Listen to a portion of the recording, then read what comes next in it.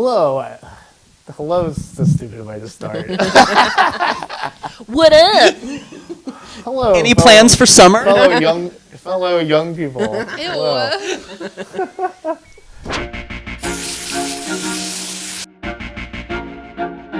And welcome back to the Oklahoma Today podcast. I'm your host, Ben Lucian.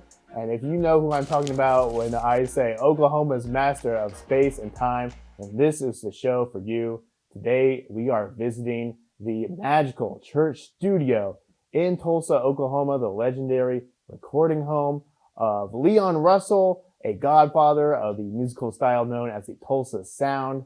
Some true legends have recorded there. I'm talking about people like Tom Petty, Willie Nelson, Stevie Wonder, just to name a few. The site sat vacant for several years, but today we are talking to Teresa Knox, who through several years of work was able to bring some life back into the church studio. We sat down with her to talk about all the work that went into revitalizing the church studio and also what makes it such a great musical and cultural hub today. It was literally a napkin deal. We put the terms on a napkin. We'll talk to her here in a moment, but first, a word from our friends at OVAC. The Oklahoma Visual Arts Coalition is a nonprofit that helps develop the Oklahoma visual arts community through education, promotion, connection, and funding. Since 1988, OVAC has closely worked with Oklahoma artists, educators, organizations, and communities to ensure visibility and opportunity while promoting public interest in the arts across the state. To learn more about how OVAC supports artists and to personally contribute to a growing arts community in Oklahoma, visit ovac-ok.org. All right, so now we can go ahead and bring on our full Oklahoma Today team. How's everyone feeling this fine spring day? Mics are weird. Yeah, a little mics are allergy different. thing Yes. going on, but that's okay. Carly's Okay. dealing with some allergies. Yeah, I might start coughing. I don't have tuberculosis, I promise. Yes. So she says.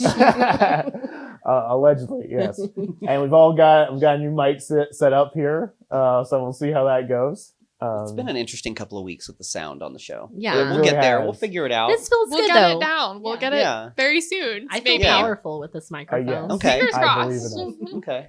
Well, we're going to go ahead and do the Tuesday trivia question. What is that? Yes. Well, the week this comes out is one of my favorite times to be an employee in downtown Oklahoma City because it's the return of the Festival of the Arts Yay! in Oklahoma City. So that's one of my favorite times to be a downtown worker because you've got great art and food just a short walk away from the office here. And my question is very straightforward. Do you know, for this Tuesday trivia question, what was the first year of the Festival of the Arts in Oklahoma City? 2002. Thousands of years. I don't know. Since the beginning of time, really. Yeah. I mean, 874 BC. I will say it's longer than I have been alive. I would say 1973, maybe? Okay, fairly close. Wait. Kirsten, do we have a guess? What year were you born? That is none of your business. After what Carly just said. Yeah. I don't know. 1976. Okay. You actually got it right, except reverse it. 1967. Oh, Okay. okay. So, wow, that's a long time. Cool. Yes. Way to go, Festival of the Arts. And we just had one correct guess, which was Laura Israel, who actually from Broken Arrow, who has actually been a previous winner. So Way to go, Laura. Way to get yours. Yay, Yeah. you'll Laura. be getting yet another Oklahoma Today prize. Just do us a favor, Laura, and tell all your friends where you got the prize from, so Yeah. they'll watch the show too. Absolutely. Yeah. Or send us a picture with your sticker There you or go. Yep. other Oklahoma Today prize. And we would probably put that on the show. Well, moving on to our question of the week and sort of sticking with the theme of walking around church studio, which Chris and I did recently. You can just sort of feel the history just walking through there. So I just want to know, in general, what are some of your favorite historic places to visit in the state?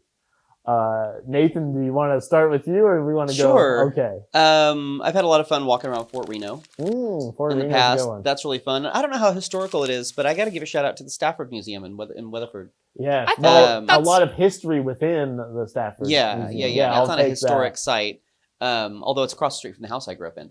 Mhm. But it's a really cool museum, and if you haven't been, You should go. It's very, very neat. Yes. Yeah, there's so much cool stuff going on in there for sure. Carly, I know you said you had several answers, so I I'm really do excited to hear what you have had to say. several answers. But just don't steal my answer. That's all. Okay, I'll try not. So the grave of Belle Star is definitely one of them. Okay. I wrote a That's a cool story. one. Yeah, I wrote a story about Belle Star, and it was one of my favorite things that I've ever done for the magazine. Also the grave of Mr. Ed, which is it's in Ooh, Tahlequah, wow. and the reason that Good I love pull. that Yeah, is because very it's cool. not actually Mr. Ed. It's like one of the actors that played him, but like they pretend like it's Mr. Ed. But anyway, it's really funny and it's got a really One cool of the monument. animal actors. Uh-huh. Yes. Yeah. And then keeping on my theme of dead things, Mount Olivet Cemetery, which is Showman's Rest and Hugo Yeah. with all Yeah. of the different circus tombstones and stuff like that. Super cool. If you're into cemeteries, absolutely check that one out. And then my favorite museum has to be the Sod House Museum in Aileen. That's cool. Philip Yeah. and I went Yeah. there one time. We went to Great Salt Plains and we also went there. And we saw we walked through the Saudi and it was really fun. And there's a super cute picture of Philip with standing next to Marshall McCauley, like making the same face as him. So, and that place is just so great. It I wanna has, see that photo. yeah, he's real cute. They have a ton, like besides the Saudi, they also have like quilts and like all, just all kinds of like farming equipment and different stuff. So it's definitely worth checking out if you're in the area. Yeah, It sounds like good you're one. ready for the tombstone tour of Oklahoma. I think I would love to go on a tombstone tour of the entire state. That would This This would be be a good so Halloween much fun. story. Like it would be great, and you could do it like the entire month of October. Just go to like one cemetery every Saturday or something like that. Not make it a whole big thing, but it'd be really fun. Yeah. That's So. cool. Yeah, file that one away. Free tip on me. Kirsten, what is your favorite historical site to visit?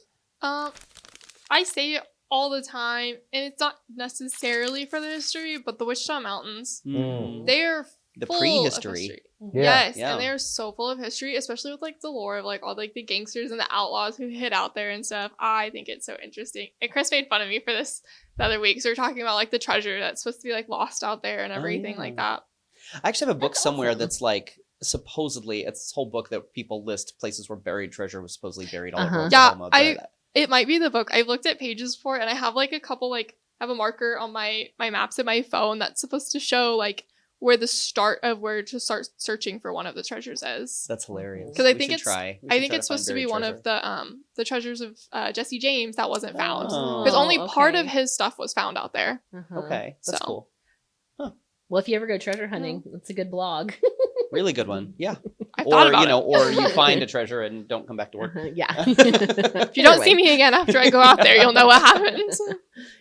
So, my answer, thanks for asking. You're Uh, welcome. Did anyone steal Oh it? man, where's your favorite just all looked historical at you. place Yes, then? yes. Well, so my favorite place, I like to visit this place. Now, something like terrible did happen there at one point in history, but one of the reasons why I like visiting now is because you can sort of see what's happened since then. And that would be the Greenwood district in Tulsa. Yeah. Love visiting there. The Greenwood Rising Center is really excellent. I recommend that people check that out there. But there's so many good restaurants and retail stores there. I like visiting Fulton City Books there in Greenwood, and then I also like the Silhouette The sneaker sneaker shop. store. Yeah, the place is cool. Sneaker store is a tongue twister. Really cool place to visit. Also, one of my favorite places, Honey Love Wings, which based out here in Oklahoma City, but also they have a location there in Greenwood. So really cool place to visit. Yeah, Mhm. it's a lot of fun there. Chris, what about you behind the camera? Carly and I have a theme. We didn't talk beforehand. Graves. Yeah. Yeah. Yeah. So, Great minds think alike. yeah. Or. Some kind of mind. So stop. So we can trace, my grandmother's maiden name is Chisholm. Hmm. Oh. And so we can trace Some new our information. Chisholm Scottish heritage all the way back to the 500s. Wow. So Jesse Chisholm's grave is somewhere. He's kind of an outlier in that family. So Jesse Chisholm's grave is a cool place for me to go, right? Yeah. I mean, it's not the most scenic, and you can be there 5 minutes because it's just thing. Sure. But that's my number one. We try to go every 2 or 3 years, and I keep planning on trying to get with somebody and try to make it better than it is. Because it's kind of falling down. And there's actually groups that do this, that like go out and clean up historic cemeteries. Yeah.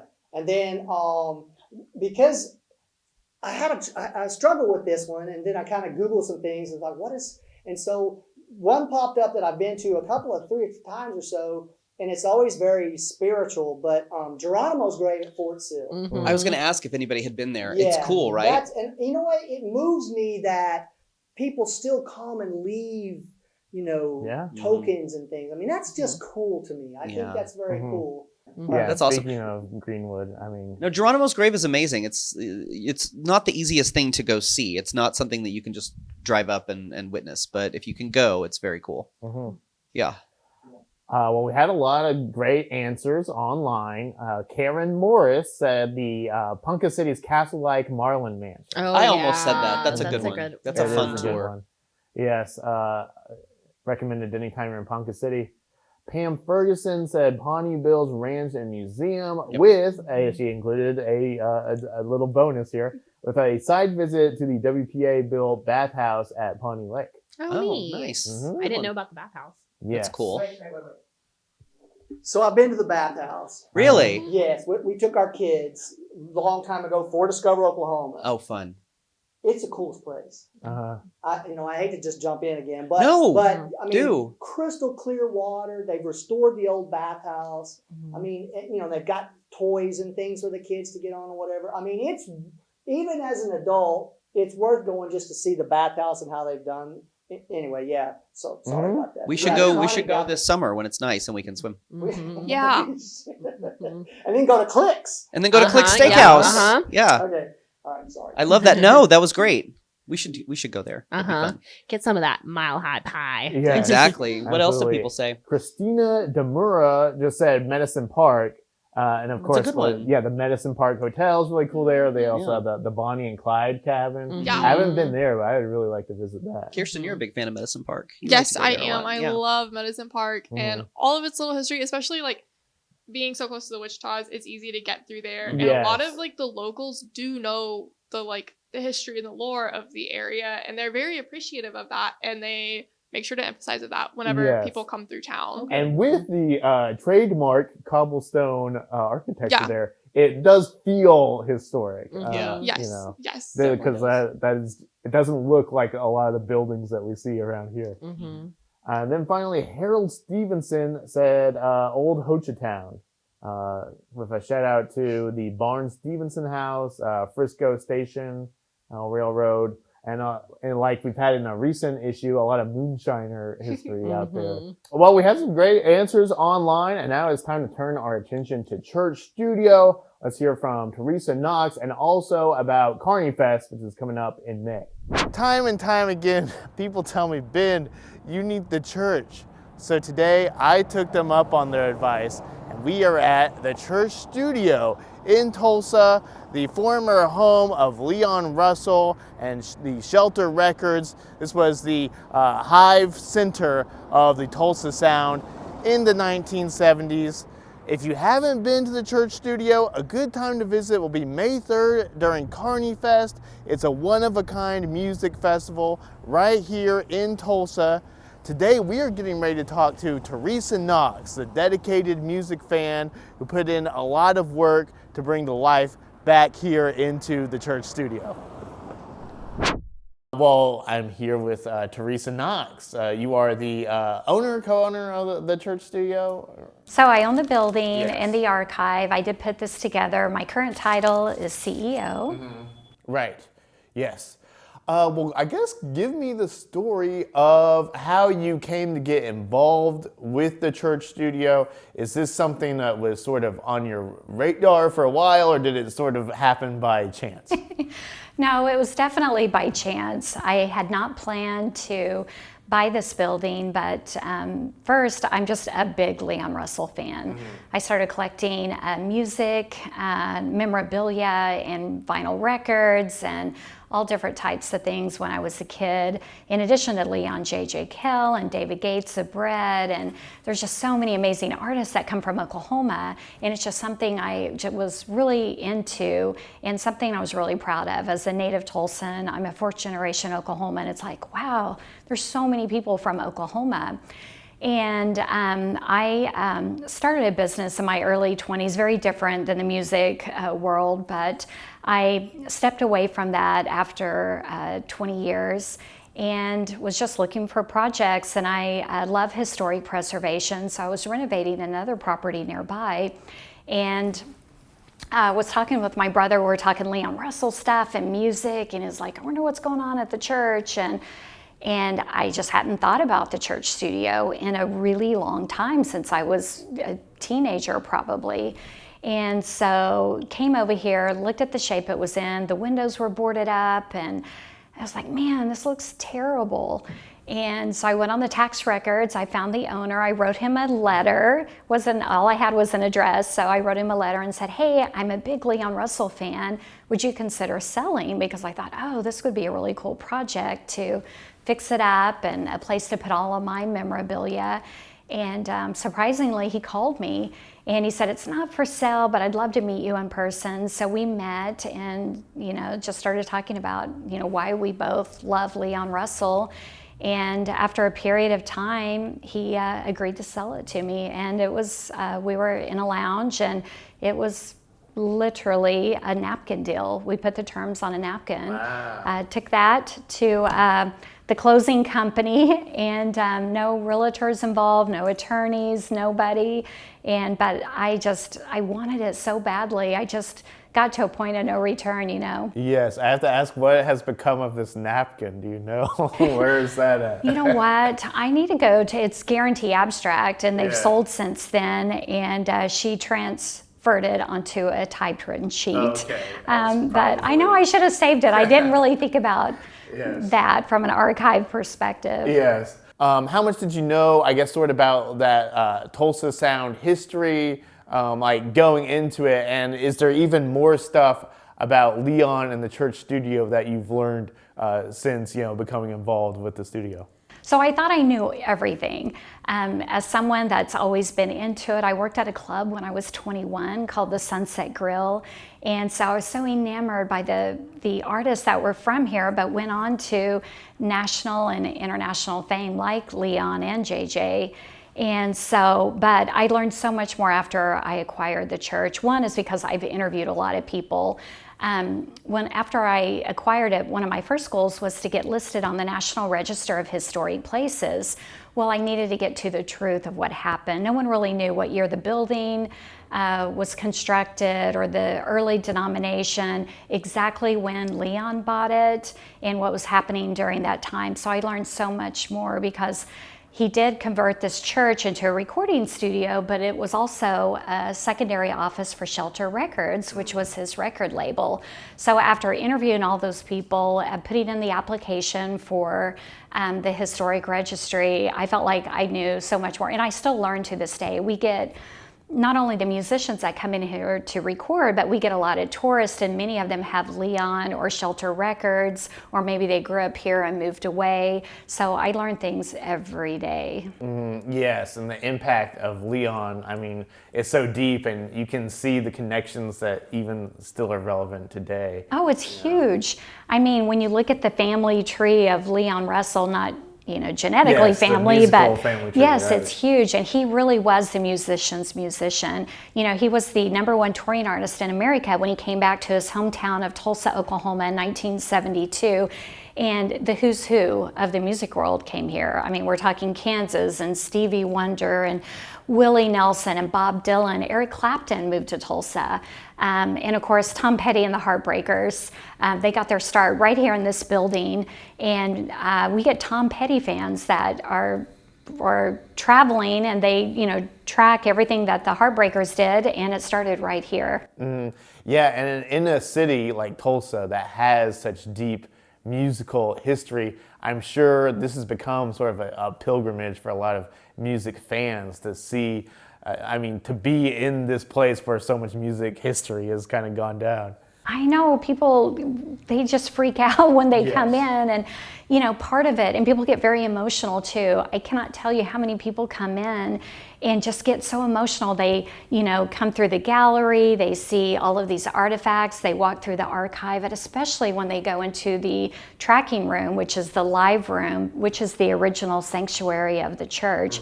Even artists like Jimmy Webb from Oklahoma or Kenny Loggins, I mean, they get very emotional. And Kenny, started weeping in the room.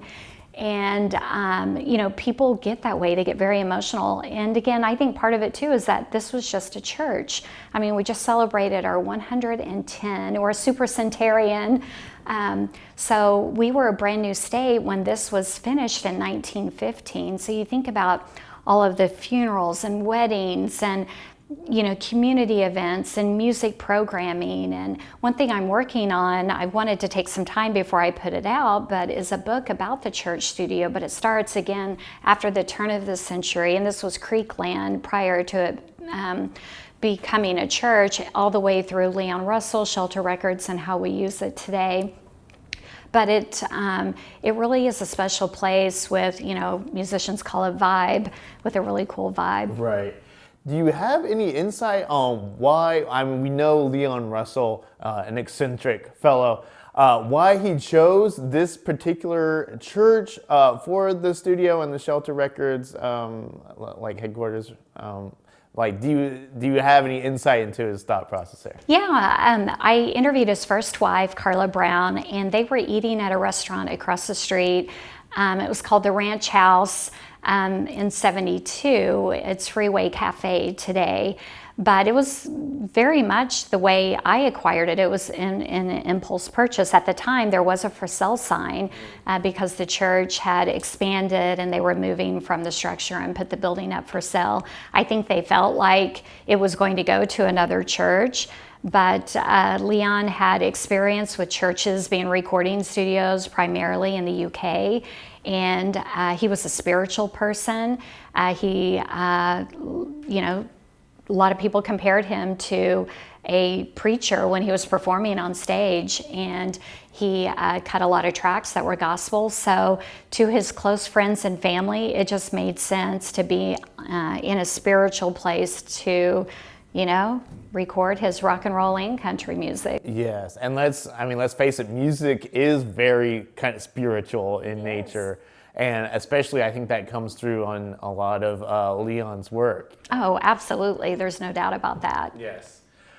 So we have walked through, and it's very nice today. But as I understand it, when you sort of inherited the building, it was not quite as nice, right? Like, what was the state it was in? Yeah, it was in really poor shape. Nothing was really functional. The building, according to my first structural engineer, really needed to be condemned. It was kind of imploding from the inside out. The windows were boarded up. Water had penetrated the facade through the building. There was standing water on the basement level. And I bought it sight unseen. The gentleman that I bought it from wouldn't show it to me. So after I had the keys to the door is when I walked in for the first time. And it was shocking, to say the least. And it was probably the first time in my life that I had a little panic attack, number one. Number two, I had buyer's remorse. But went to bed that night, woke up, and it's like, I sketched this logo. I got a, pencil and paper. I got all the social handles. And as the great Stephen Covey said, I began with the end in mind. Yeah. And then I was energized. I thought, I don't know how I'm going to do this, but I'm going to do it. In a way, maybe the state it was in kind of presented a challenge that was sort of motivating for you to meet that, Right, exactly. Yeah, anytime there's an obstacle like that, I get kind of energized because it's like, that means I'm onto something good, right? If everything goes as planned and easy, then you have to get suspicious. Yes. Yeah. Now, tell me about the studio setup. I know you've got musicians from all over who come to record here. And that soundboard that you have set up in there is so cool. What can you tell me about that? Yeah, so our control board is an Eve 8068. It was manufactured in 1976, but you're right, it has a really cool pedigree to it. I purchased it from producer Daniel Lanois, very cool guy. The console is featured on Bob Dylan's Time Out of Mind album. You have Daniel took the photo, but it's a picture of Bob with the console behind him. The first appropriate now because the Bob Dylan Center is. I know they're such a great community partner for us. We love the Bob Dylan Center. And you know, that album, some people claim it's like his best album. Make You Feel My Love. I mean, that song is amazing. Adele did a great version with it. I mean, it's just a really cool, and to tie Bob Dylan to the church is really neat. But U2 did 3 albums on it. Emmylou Harris, Willie Nelson, which we love because Willie recorded here in 74 and 75. And so many others recorded on that. It had been messed with a little bit, so it took about 4.5 years to get it back to factory settings. We're kind of purist here. We are a digital studio, but we went all in on analog, so that's why having an analog console was super important. But in that control room, we also have 2 tape machines. We have a Studer A27, and then we have an Impex ATR 102. And so you know, most people work in the box, which is Pro Tools, the software that we use, but you can also run everything through tape or go directly to tape or a hybrid approach. And the control room is the exact footprint that Leon had in 1972. And then the window overlooks the live room or the tracking room. And it's a really big space. We have 144 mic connections. During the renovation, we brought in 28 miles of wire. All of our copper is the most premium out of Japan. The glass we put in there, because even during Leon's time, you could hear traffic according to the original employees, but we have triple pane glass. So it's soundproof, but acoustically the room sounds so good. And we're really proud of that. It took a while to tweak it. Our acoustician is out of Nashville. He's worked on the Ryman Theater, the Grand Ole Opry. He just finished Austin City Limits, Bruno Mars, you name it, he's worked on it. I mean, he has a great resume. But he would fly in every other month or so and, you know, listen to the room, because you can over-treat a room and you don't want to deaden the sound. You want it to be not too bright, but you want it to have this really great sound. Yes, right. And I also have to ask about, this is also the home of the Leon Russell Archives, is that right? Or the collection, or? Well, the collection, yeah, there is a collection. There's a lot of Leon Russell. It's actually my personal collection. Oh, okay. I started collecting, and even before I bought the building, I had a 5,000 plus piece collection. I have added to it since I acquired the building. But that was when I first bought this, I thought, oh, this is going to make such a great, like, a girl cave, and I can hang everything up, and I'm going to be the coolest person in Tulsa, right? But, you know, early on, I knew that it needed to go back to being a recording studio, even with all the music disruption. And you can record out of your bedroom. You don't need a studio like this. But it just took a life of its own. I had to bring it back to being a recording studio. So I learned everything that I could about doing that. But I was a little worried about it because I visited like RCA Studio B in Nashville or Motown in Detroit, and they don't really record, it's just a museum. And even though I love that, as a music fan, I love going to those types of places, but it kind of made me sad. And I thought, we need to be relevant to today's artists. But I thought, how can we have a legitimate recording studio and have kind of a tourist attraction museum? Because, you know, artists will come in and check it out, but they won't take it seriously if it's too gimmicky. So we really thought about that, the ergonomics, the flow of the traffic. So the big live room that we were just in, that floor is completely floating, and we can not lock down the artists so they can't escape. Well, depends on who it is. You get Keith Urban in there, we're going to lock him in there. But we can do it where tourists can be downstairs, enjoy the archive, go to the lounge, have a drink, buy merchandise, see the exhibits we have, and the artists can be up here and have no idea what's going on downstairs. I think we've done a really good job. It is a unique model. There aren't many places like what we are doing here in Tulsa, Oklahoma, but it's working out, and we've been open going into our 3rd year right now, and it's been very successful. Mm-hmm. In terms of the museum aspect of the church studio here, is there anything that just sort of that you're super proud of or that stands out as especially cool?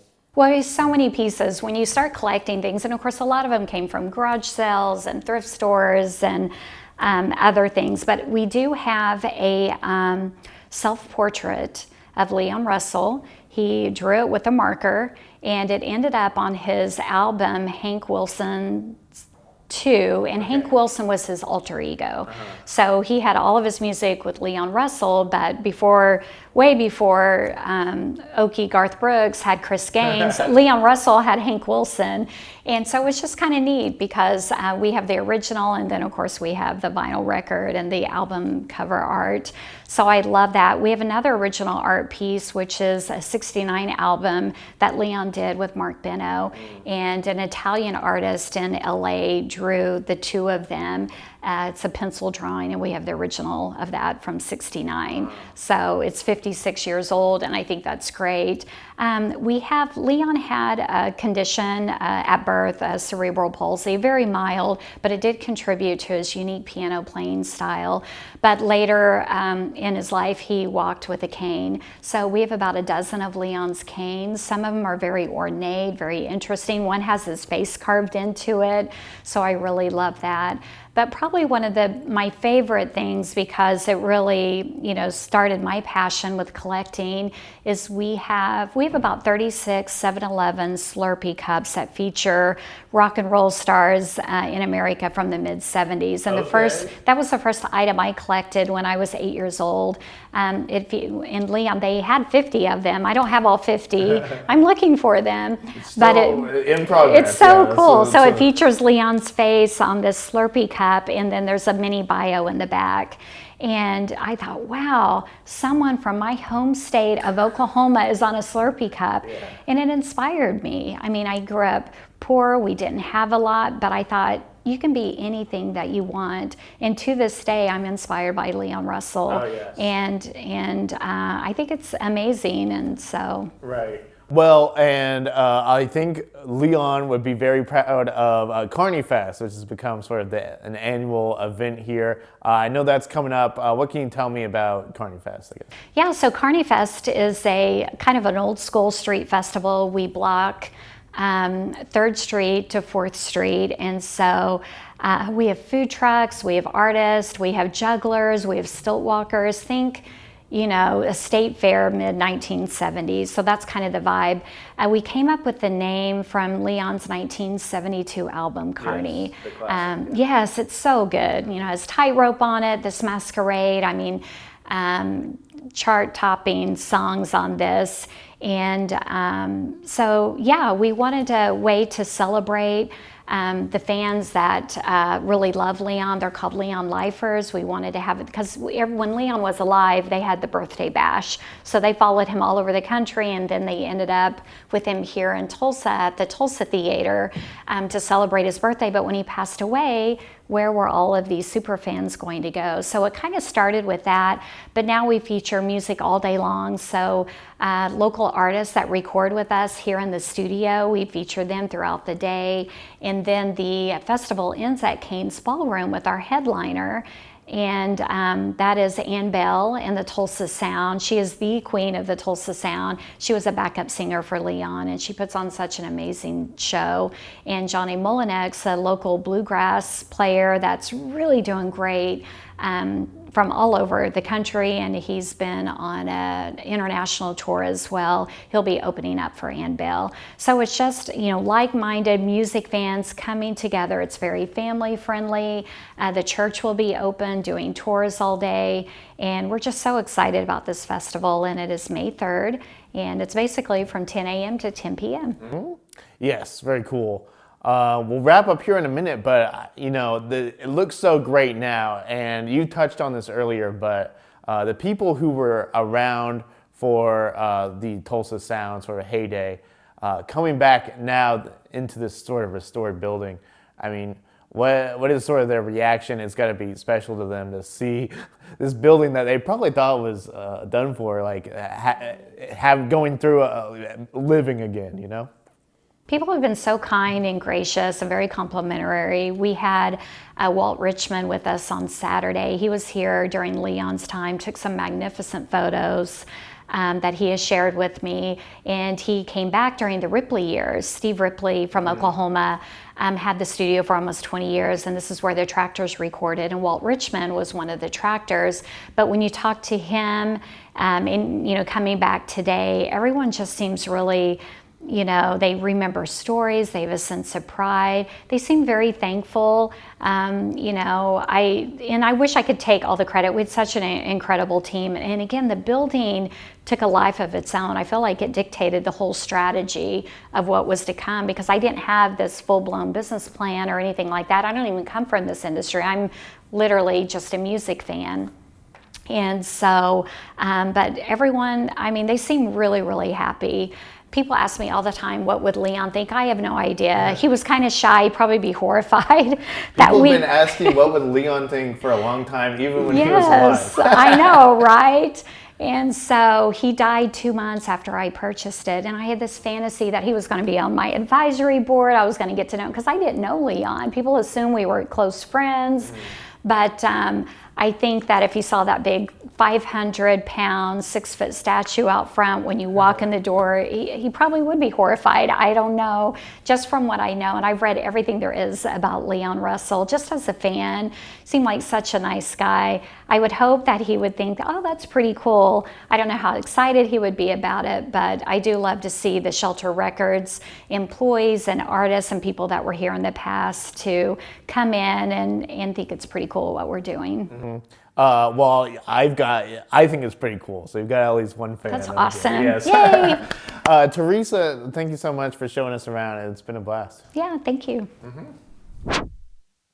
Yeah, that was such a cool visit. And Tulsa has really become, they're nailing the music tourism thing. Oh, yeah, they really are. It's funny, we went to the church studio in like 2018 when they were still, and it was just gutted. Like there was nothing inside at all. And it was a very different kind of tour. Yep, and we also went to see the Harweldon Mansion. Which Teresa also does. Yeah, and it was more restored than the church was, but it wasn't done yet. So I would love to see that now that it's been like fully done. We need to do that trip again. Well, I think the cool thing about the church studio is that it actually functions as a recording studio. Yeah. It's not just really like a museum, a tourist destination. I think that's what Leon would have wanted, probably, to know that music is continuing to be made in his In fact, space. this was mentioned in the interview, but Grammy-winning album from Taj Mahal just this past year, was recorded. Oh, wow, that's amazing.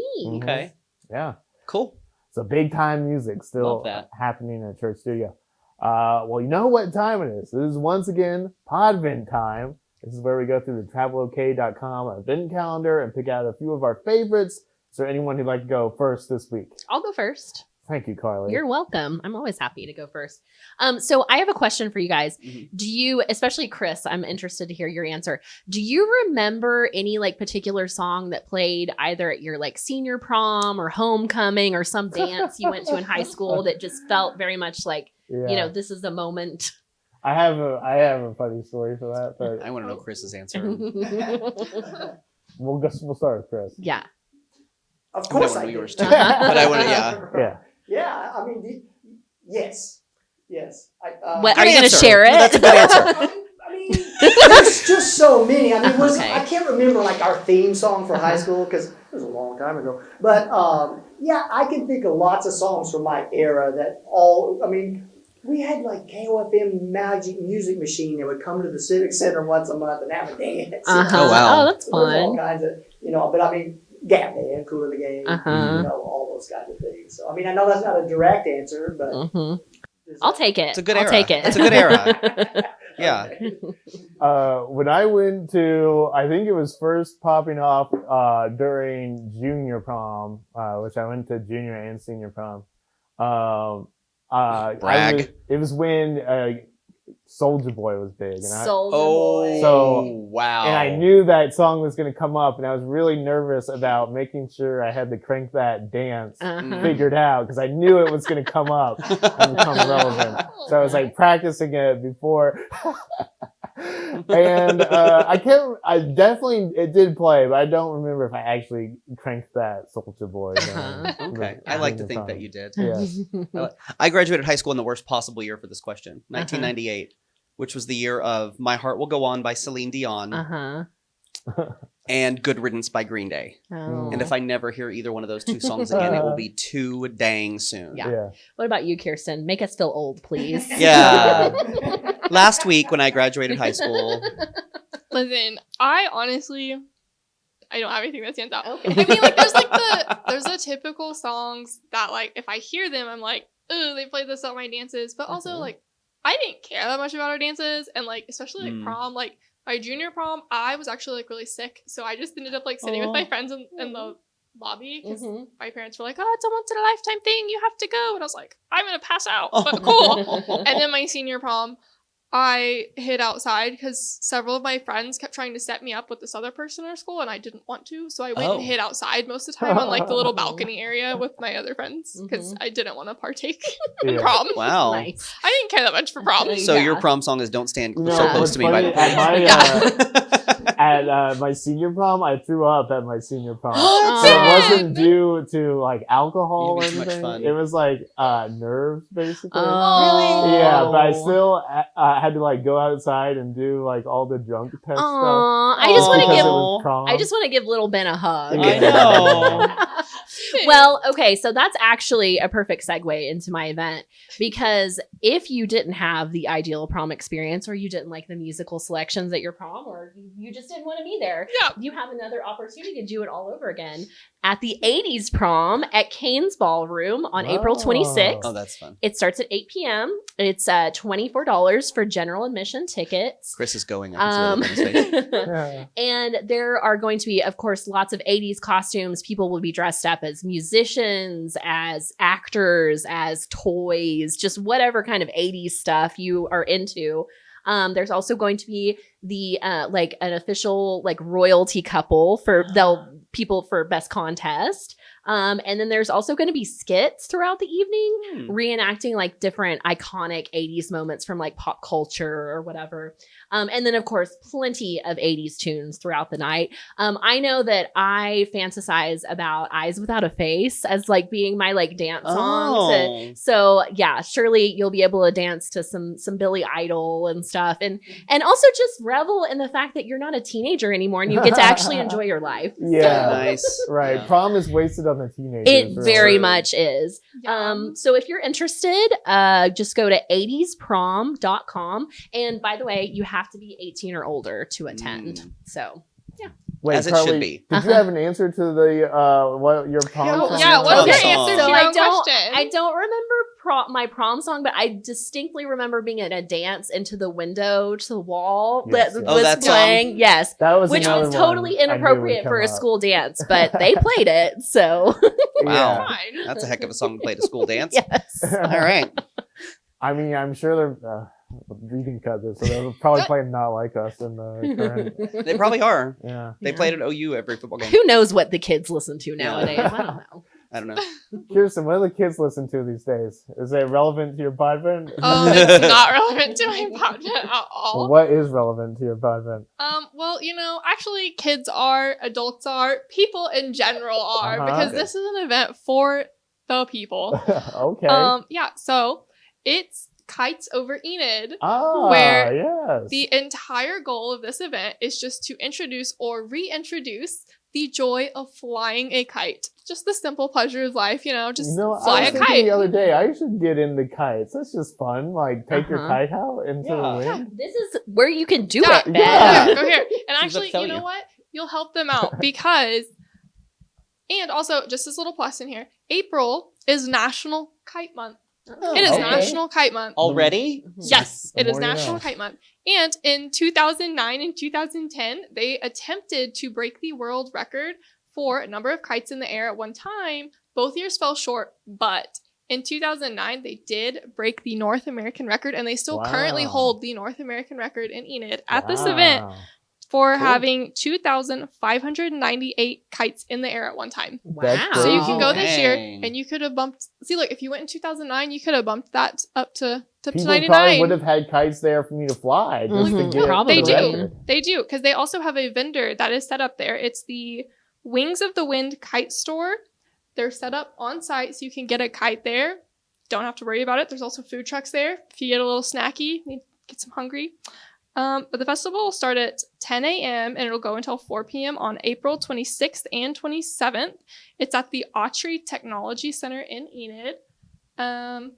Saturday at 1 p.m., they'll have a special little all-white kite memorial fly. And on Sunday at 1 p.m., it's a red, white, and blue display. So they've even got a little bit of extra stuff in there for you, too. And Enid is always fun. Patriotism. Yeah. So it's going to be a really good time. And for anyone who wants more information, they can call 580-242-2750 or visit the website, visitenid.org/events/kites-over-enid. It's a long URL, but... It's a long URL, but it's worth visiting. Yes, it's definitely worth it. It's going to be a fun time. And flying kites is always fun. We used to do that when I was a kid. Great time. Love it. I want to take the top off my Jeep and fly a kite out of it as I drive. You absolutely As should. you drive, you have to be driving. Well, I mean, like I want do someone it, else in the of car to be dealing with the flying of the kite, You- but I want a kite out of my car. Yeah. You should out of my totally Jeep. do that, but don't do that. Like, do that out in like the country or something where there's not like power lines Yeah, and no, I buildings wasn't gonna. Yeah, and not in my hazards. neighborhood or anything. Yeah. Random drones. Yeah, don't do that. That would be bad. Well, Nate, what's your event? I don't have one. I'm just kidding. So my event, we're partying with the Muskogee Nation. Oh, Sweet. yes. Which is really cool. The Muskogee Nation, one of the what was historically called the 5 civilized tribes. We don't really call them that anymore, but one of the 5 tribes, headquartered in Okmulgee. Interesting point of fact, not headquartered in Muskogee, but Okmulgee. Actually, the 4th largest Native nation in America, in the United States. I didn't know that. I didn't either, in the Muskogee Nation. Famous Muskogee Nation citizens include former U.S. Poet Laureate Joy Harjo. Will Sampson, the actor, if you ever saw One Flew Over the Cuckoo's Nest, he threw the water fountain through the window. He's from Okmulgee, he's Muskogee. And Grant Lee Phillips, who was the town troubadour in the Gilmore Girls. And was the front man of the band Grant Lee Buffalo in the 90s, is also Muskogee. They used to be called the Muskogee Creek Nation. They've dropped Creek, and it's Muskogee with a C. So that's some interesting facts about the Muskogee Nation. And the reason I bring that up is that the 4th annual Muskogee Art Market is happening at Tulsa River Spirit Casino, April 26th and 27th. There's going to be about 60 artists there, native artists. They're not all Muskogee.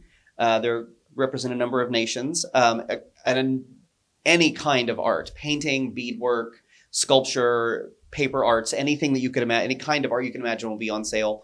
It's going to be 2 days, 10 a.m. to 5 p.m. At the River Spirit Casino in Tulsa. Admission is free. The art's not, but to get in is free. And the best part, well, not the best part. That's all the best part. But another cool thing is that the Saturday night, April 26th, Santana is also performing at the River Spirit Casino. So, you might see Carlos Santana walking around the Muskogee Art Market. Cool. I know. And then you can get a ticket and go see Santana, and you can stay at River Spirit, which is a really nice place to stay. I hear he's so smooth. That's what I heard. Anyway, so it's Santana should be checking out the art market. Way more interesting than your hotel room. Absolutely. Agree. Anyway, also, that guy can afford some art. Right? I know. He should just buy it all. Real. But it's 10 a.m. to 5 p.m., April 26th and 27th. That's Saturday and Sunday, and it's free to get in. So go to Tulsa and go do that. That's awesome. Yeah. The Santana tickets are not free. No. Nor would you expect them. Unless to you be. are Santana. Unless you're crazy. Yes. Yeah.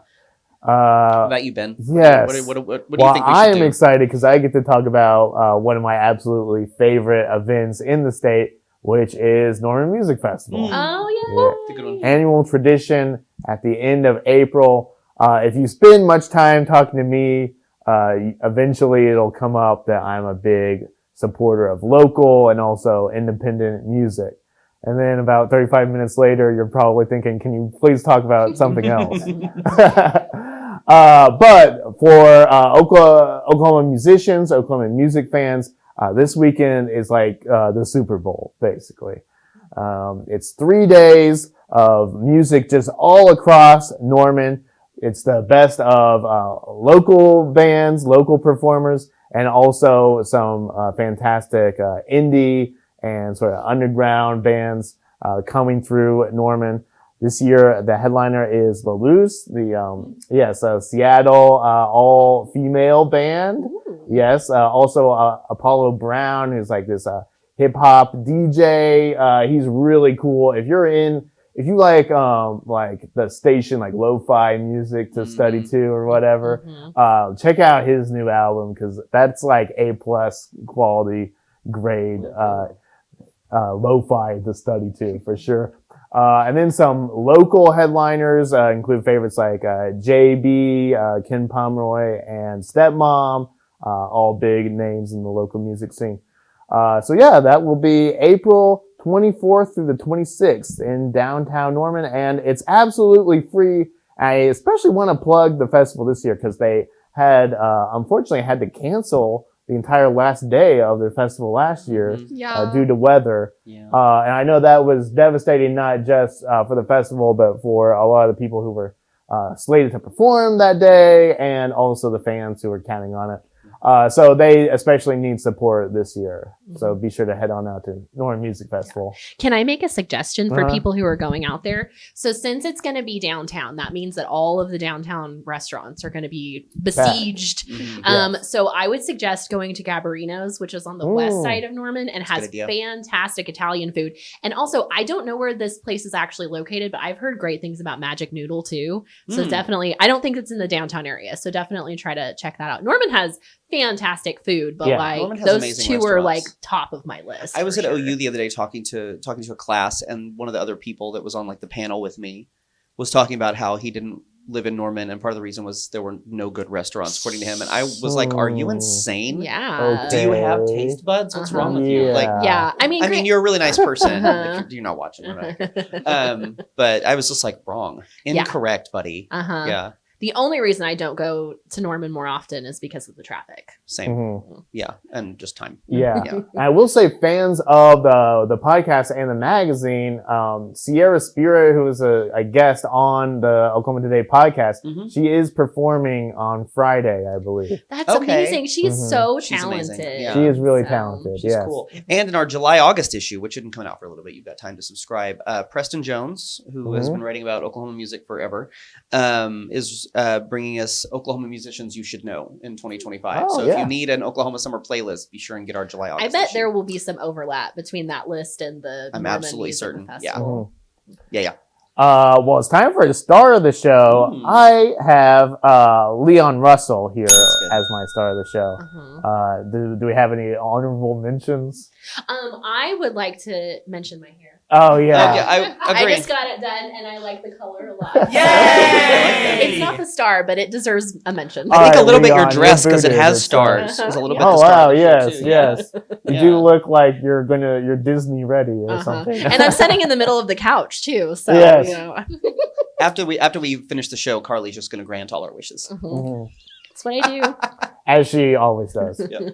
Well, that's all we've got for you this week. This has been the show known from here to Claremore, home of the Will Rogers Memorial Museum, as the Oklahoma Today podcast at oklahomatoday.com, or pick up our latest issue on newsstands right now. Send your feedback to oktpod@travelok.com. We'll talk to you again next week. Goodbye. We should have worked up a little 3-part harmony thing. I just realized. Next time. Too late now.